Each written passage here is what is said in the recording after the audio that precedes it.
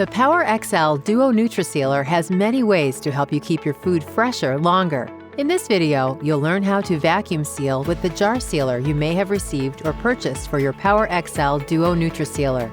First, you'll need to construct the vacuum tube attachment. Place the end of the vacuum tube into the sealer cup, add the ring, and then the sealer cap. Place the other end of the vacuum tube into the vacuum port on the inside of the appliance. Now we're ready to get started. Place the canning lid on your mason jar. Your accessory kit includes 2 different jar sealers. Fully cover the canning lid with the best size jar sealer. Firmly hold the large end of the vacuum tube accessory over the jar sealer. Press the vacuum only button. The process is complete once the indicator light turns off. Carefully remove the jar sealer as to not break the seal and screw the canning jar ring into place. Note: vacuum sealing is not a substitute for the heat process of canning.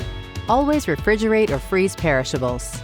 Now you are ready to use the jar vacuum sealing accessories. For more information, please go to PowerXLDuo.com. PowerXL. Life keeps you busy. We help you excel.